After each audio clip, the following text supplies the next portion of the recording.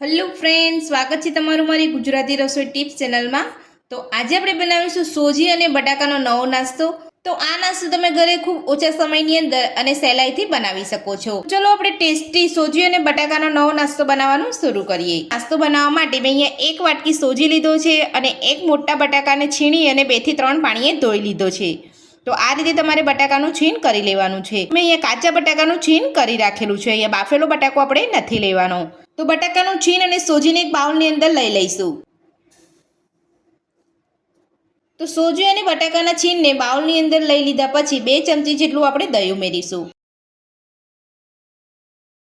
દહીં ઉમેર્યા પછી આપણે નાની અડધી ચમચી જેટલું જીરું ઉમેરીશું।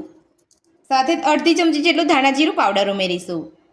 અડધી ચમચી જેટલો ગરમ મસાલો ઉમેરીશું। નાની અડધી ચમચી જેટલો હળદર પાવડર ઉમેરીશું। સાથે ઝીણા સમારેલા ટામેટા ઉમેરીશું। તો તમે અહીંયા ઝીણી સમારેલી ડુંગળી પણ લઈ શકો છો। સાથે જ આપણે ઝીણા સમારેલા લીલા મરચાં ઉમેરીશું। તો મરચાંનું પ્રમાણ તમે તમારા ટેસ્ટ પ્રમાણે વધતું કે ઓછું કરી શકો છો। સાથે જ ઝીણા સમારેલા લીલા ધાણા ઉમેરીશું। સ્વાદ પ્રમાણે મીઠું ઉમેરીશું। હવે આપણે બધું સરસ મિક્સ કરી લઈશું। તો બધું સરસ આપણે અહીંયા મિક્સ કરી લીધું છે। તો હવે આપણે તેમાં થોડું થોડું પાણી ઉમેરતા જઈ અને ખીરું બનાવી લઈશું। તો આપણે અહીંયા વધારે સામટું પાણી નથી ઉમેરવાનું। તો આ રીતે તમે નાસ્તો બનાવશો તો તમારો સમય પણ બચી જશે ને એકદમ ટેસ્ટી નાસ્તો બનીને તૈયાર થશે।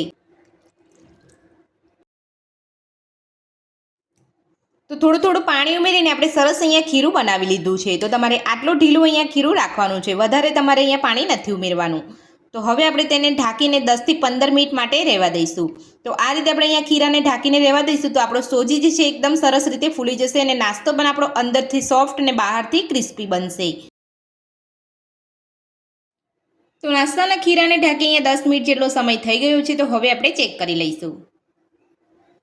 તો તમે જોઈ શકો છો અહીંયા સરસ આપણો અહીંયા સોજી ફૂલી ગયો છે। તો હવે આપણે ખીરામાંથી નાસ્તો બનાવી લઈશું। તો નાસ્તો બનાવવા માટે મેં અહીંયા ગેસ ઉપર એક પેન મૂક્યું છે। પેનની અંદર અહીંયા 3 ચમચી જેટલું તેલ ઉમેરીશું। તો તેલ આપણે અહીંયા વધારે નથી ઉમેરવાનું। હવે આપણે તેલને ગરમ થવા દઈશું। તો તેલ આપણું અહીંયા ગરમ થઈ ગયું છે। તો હવે આપણે તેની અંદર નાની અડધી ચમચી જેટલી રાઈ ઉમેરીશું। રાઈને સરસ રીતે આપણે ફૂટવા દઈશું। તો રાઈ આપણી અહીંયા સરસ ફૂટી ગઈ છે। તો હવે આપણે તેની અંદર 1 ચમચી જેટલા સફેદ તલ ઉમેરીશું અને જે નાસ્તાનું આપણે ખીરું બનાવ્યું હતું તે આપણે અહીંયા લઈ લઈશું। બધું જ ખીરું આપણે અહીંયા ઉમેરી દઈશું।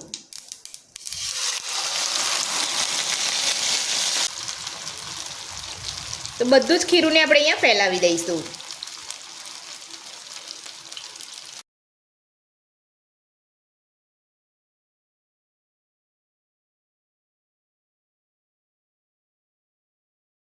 આ રીતે આપણે અહીંયા ખીરું લઈ અને સેટ કરી લેવાનું છે।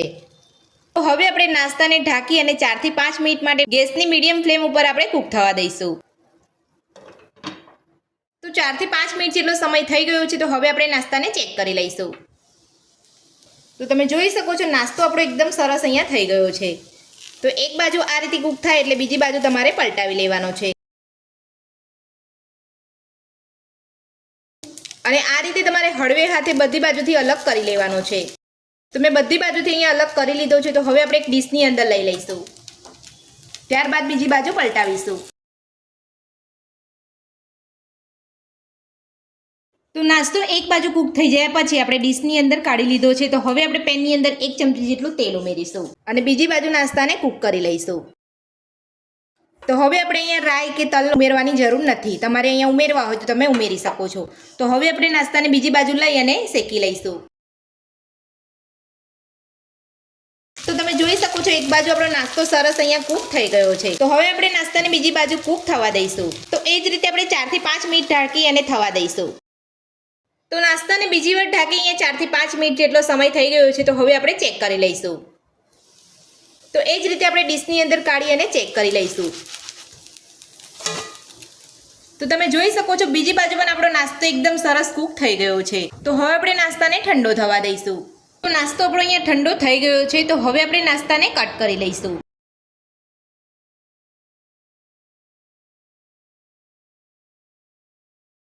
તો નાસ્તાને આપણે અહીંયા કટ કરી લીધો છે અને તમે જોઈ શકો છો એકદમ સરસ આપણો અહીંયા નાસ્તો બન્યો છે. જોઈ શકો છો જોતાં જ ખાવાનું મન થઈ જાય તેવો એકદમ સોફ્ટ અને સ્વાદિષ્ટ નાસ્તો બન્યો છે. તો સોજી અને બટાકાનો નવો નાસ્તો બનીને આપણો તૈયાર છે અને આપણે અહીંયા કટ પણ કરી લીધો છે. તો સોજી અને બટાકાનો નાસ્તો બનાવવાની રીત તમને મારી કેવી લાગી મને કોમેન્ટ બોક્સમાં કોમેન્ટ કરીને જરૂરથી જણાવજો. આજની રેસીપી પસંદ આવી હોય તો વિડીયોને લાઇક કરજો, ચેનલને સબસ્ક્રાઇબ કરજો, તમારા મિત્રોને જરૂરથી શેર કરજો. Thank you.